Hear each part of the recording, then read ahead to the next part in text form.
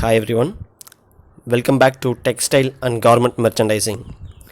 In this video, we are going to discuss about one of the important export documentation, that is letter of credit. Of course, there are a lot of important export documentations are there like bill of lading, commercial invoice, certificate of origin, in mode of transport. There are many terms are there like freight on board, cost insurance freight, C and F, that is cost and freight, then delivery at place, then finally delivery duty paid, and then packing list, purchase order. These are the documents which is most important when it comes to export documentation. For every exporter, any sale is like a gift until payment is received. For importer, any payment is like a donation until the goods are received at right time with right quality. So how to avoid these risks that importer and exporter is facing? So there are few ways available to reduce this risk. Let us discuss one by one. Terms of payment in international trade. Generally, there are 5 terms are there when it comes to international business.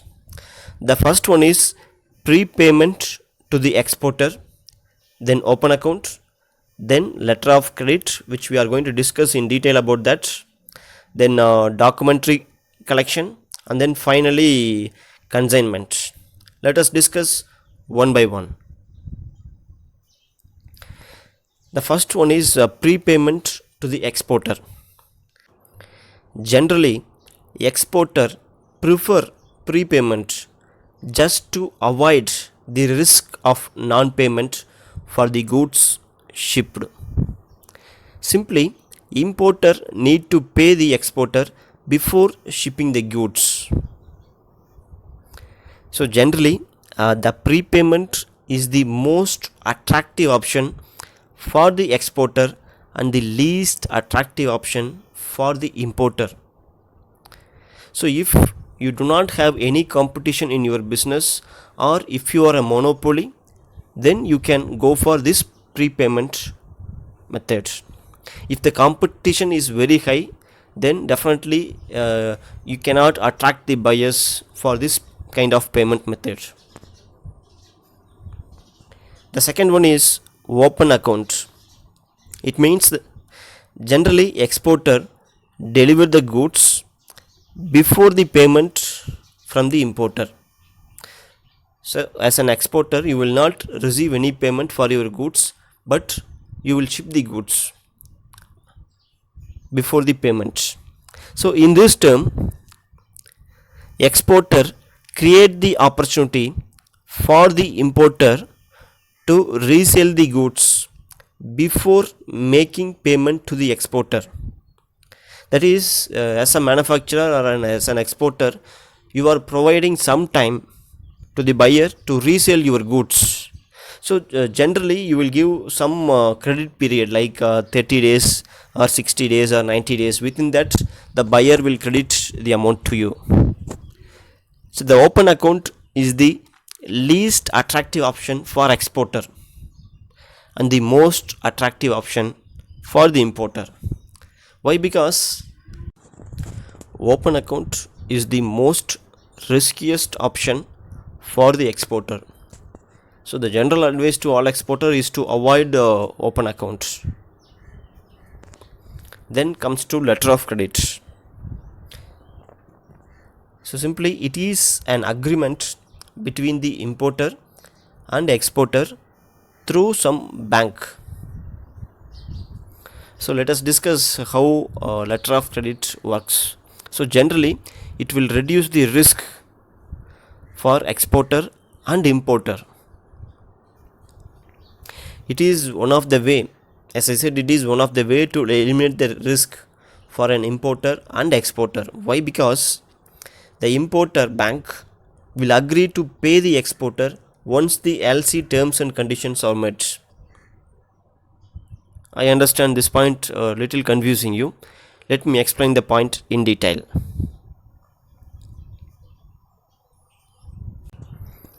In letter of credit, generally four things are involved. That is the importer. Assume that the importer is from United States, and then the exporter. Exporter is from India. Just an assumption, and then importer bank is involved in this letter of credit, and then exporter banks. So these four things are very important. So generally there will be a discussion between exporter and importer regarding the order quantity and LC terms and conditions. So in LC terms and conditions, you will demand certain documents before making the payment. So generally you will demand about bill of lading, commercial invoice, packing list, insurance, and etc. And of course credit time also. So that buyer and seller will discuss and agree to certain parameters, certain documents. So once you agreed to the terms and conditions of LC, then buyer will approach the importer bank. That is, importer will approach the importer's bank. So if you are a person who is importing from USA, then you can refer some banks which is located in USA. So you can approach the bank to prepare LC based on the terms and conditions which you discussed with exporter. So once the importer bank prepares the LC, then the importer banks will send the LC to the exporter bank. Exporter bank means, say for example, you are manufacturing goods from India and you have some banks in India. So you can get help from that bank. So that bank is called as a exporter bank. So once the exporter banks receive the LC, then the exporter bank will notify about the LC receivable to the exporter. So once exporter received that LC officially from the exporter banks, then he used to send the goods to the agreed destination through some carrier. A carrier means generally you need some vehicle to ship the goods from your place to buyer's destination, that is importer destination. So that is called carrier. So once you ship the goods to the carrier, you will receive bill of lading. It means it is a legal document between shipper of goods and the carrier. The bill of lading also serves as a receipt of shipment when the goods are delivered at predetermined destination. The bill of lading contains the types of product, quantity, and then designation of goods and etc. So without bill of lading, buyer cannot take delivery. So this is one of the most important document in export business. So once you ship the goods into the carrier, you will receive the bill of lading from the carrier. So with bill of lading, commercial invoice, and all other documents which is listed in LC, you have to submit these documents to the exporter bank. Then exporter bank will verify your document against the LC. So once all the documents are met the criteria, then exporter bank will send these documents to the importer bank. Then again the importer bank will verify all the documents against the LC. Once the terms and conditions which is listed in the LC are met, then importer bank will agree to pay the exporter. So this is called bank acceptance, B by A. Bank acceptance. It means that importer bank will agree to pay the exporter once the terms and conditions are met in the LC. Then if the goods which is sent by the manufacturer reached the buyer's destination, buyer cannot take delivery without bill of lading. So bill of lading will be vested with importer banks. So once the importer paid the amount to the importer bank, then the importer bank will release the documents to the importer.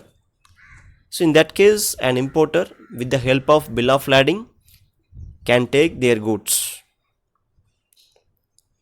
So this is how the LC functions. So it will reduces the risk of an importer as well as the exporter.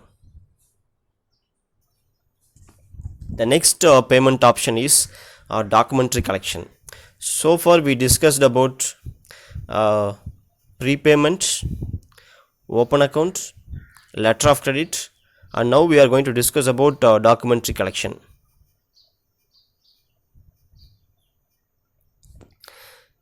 So the process is same like LC. The only difference between documentary collection and letter of credit is the bank acceptance. That is, bank will not agree to make payment. This is the only difference between LC and documentary collection. In LC, bank will agree to pay. Even if buyer is not paying to the importer bank, it is the responsibility of importer bank to pay the amount to the manufacturer.